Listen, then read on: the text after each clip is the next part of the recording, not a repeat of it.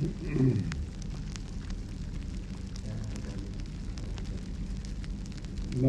صلی علی رسول کریم اما بعد فاعوذ باللہ من الشیطان الرجیم بسم اللہ الرحمن الرحیم وللہ الملک السماوات والارض ان اللہ ملائکۃ یصلون علی النبی یا ایھا الذین آمنوا صلوا علیہ وسلموا تسلیما اللہم صل علی محمد عبدک ورسولک صلی علی المؤمنین والمؤمنات والمسلمین والمسلمات۔ حضرت کی جزا الاعمال سے ہمارے آج 42ویں نشست ہے۔ حضرت ایمان اور عمل صالح کو عنوان بناتے ہوئے مسلمانوں کے لیے مصائب اور پریشانی اور حالات میں نکلنے کا اللہ پاک نے بڑا ذریعہ بنائے ہیں۔ ایمان اور تقدیر کے اوپر یقین، یہ ساری چیزیں اللہ کی طرف سے ہو رہی ہیں، یہ پریشانی کو ظاہر کر دینے والا ہوتا ہے، کیونکہ وہ سمجھتے ہیں کہ یہ چیز میری تو نہیں ہے، اللہ سبحانہ تعالیٰ کی تھی، اس نے اپنی امانت لے لی، اس لیے وہ پریشان نہیں ہوتا۔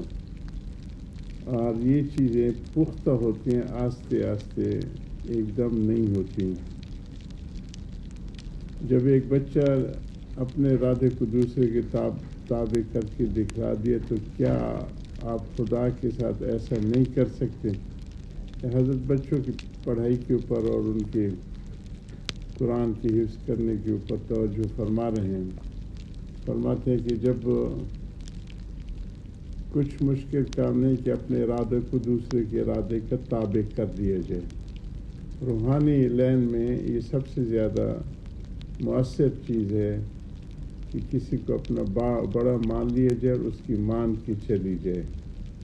تو بچپن میں بھی ایسے ہوتا ہے کہ بچے جو ہے استاد کے مانتے ہیں، وہ الف کہتے تو یہ الف کہتے، یہ با کہتے تو با کہتے، تو وہ آہستہ آہستہ سارے قرآن کو بھی یاد کر لیتا ہے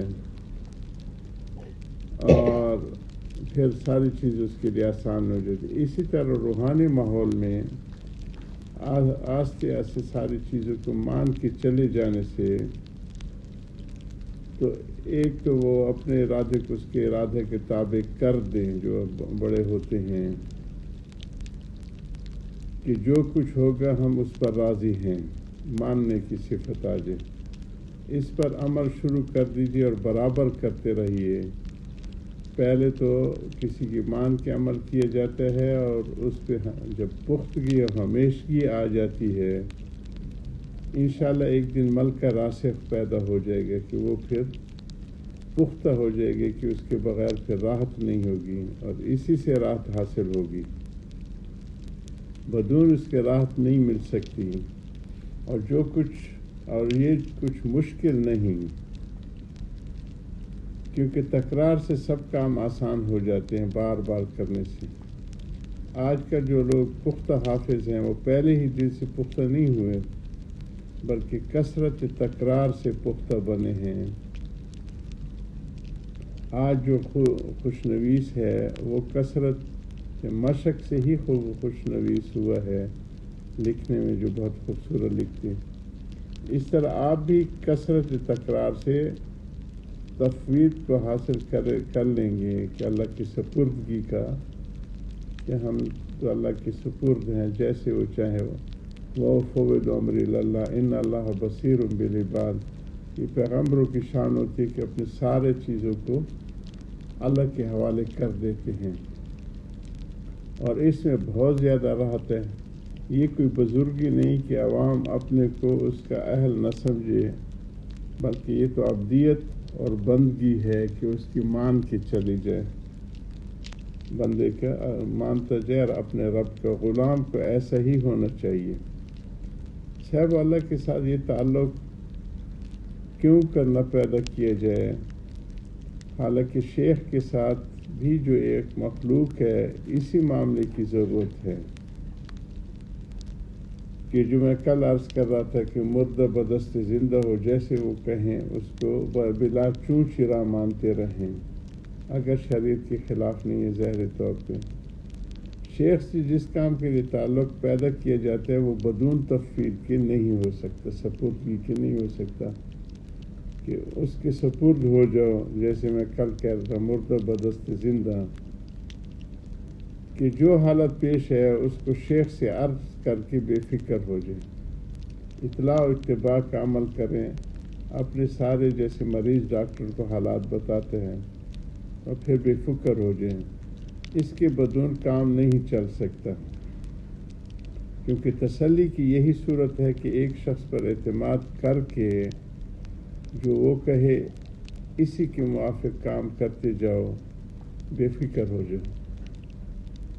میں کہیں پہ سنگاپور میں بتا رہا تھا کہ ایک تو ہے حضور صلی اللہ علیہ وسلم استخارہ جو ہے سورت کی مثل یعنی فاتحۃ الکتاب کی طرح سکھاتے تھے، اور حدیث جو ہے اس کی کہ لا خاب من استخار ولا ندم من استشار، کہ جو استخارہ کو رکھتے ہیں، اور ہم نے عمومی استخارہ اور خاص اعمال کی استخارہ کتاب میں لکھے اذکار میں، صبح صبح چاہے فرض نماز کے بعد ہو چاہے اشراق کے بعد ہو استخارے کی دعائیں پڑھ لی جائے کریں تو اللہ پاک ناکامیوں سے بچاتے ہیں.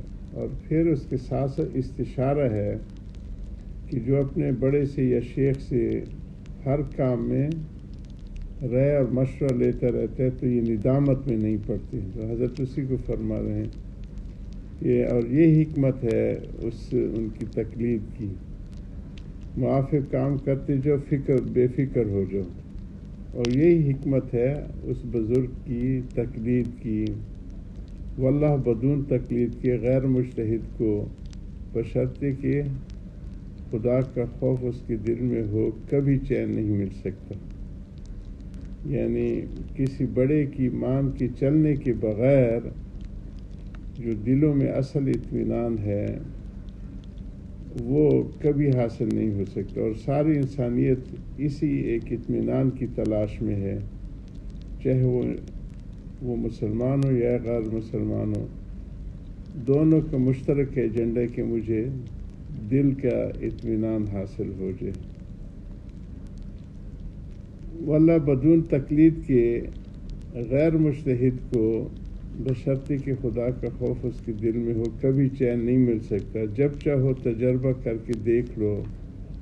بس اگر شیخ تمہاری تسلی کرے تو تم تسلی رکھو اور فکر میں نہ پڑو. وہ ان کو آپ لوگ کو ساری چیزوں کی رہنمائی کرتے رہتے ہیں، جب وہ جیسے کہیں اس پہ تسلی کر لو اور فکر میں نہ پڑو. یہاں تھانہ بون میں ایک ہی حافظ تھے، وہ مولانا گنگوئی سے بیعت تھے، حضرت بڑے ہمارے حضرات میں سے تھے. ایک مرتبہ انہوں نے اپنے حالات مجھ سے بیان کیے. میں نے تسلی کی کہ یہ حالت بری نہیں، بے فکر رہو. کہنے لگے کہ میں نے حضرت مولانا گنگوئی سے بھی عرض کیا تھا، انہوں نے بھی تسلی کا کہا تھا کی تھی. میں یوں سمجھا کہ ویسے ہی میرا دل بہلانے کو تسلی کر رہے ہیں. میں نے کہا حافظ صاحب توبہ کیجئے، مولانا کی کو چھوٹی تسلی کی کیا جھوٹی تسلی کی کیا ضرورت تھی. وہ جو کہتے ہیں وہی کہتے ہیں جو ان کی طبیعت پہ القاع ہوتا ہے، جھوٹی تسلیاں نہیں دیتے لوگوں کو. وہ کسی کے نوکر ہیں، ان کی جوتی کو کیا غرض پڑی ہے جو بلا وجہ آپ کی تسلی کریں. معلوم ہوتا ہے کہ آپ کو حضرت پر اعتماد نہیں. اب ان کی آنکھیں کھلی اور چین سے بیٹھے.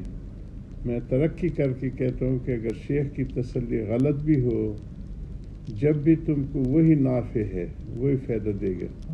اگر تم اس کو غلط سمجھو گے تم کو نقصان ہوگا. تو جب شیخ کے ساتھ بھی اس معاملے کی ضرورت ہے تو حیرت ہے کہ خداوند تعالیٰ کے ساتھ تفویض کا تعلق کیوں نہ ہو. حضرت کی باتوں کو جاری رکھیں گے. ہمارے مفتی اعظم صاحب اس کا برمی ترجمہ کریں. وآخر دعوانا الحمدللہ رب العالمین. شروع کروا دو. بسم اللہ الرحمن الرحیم.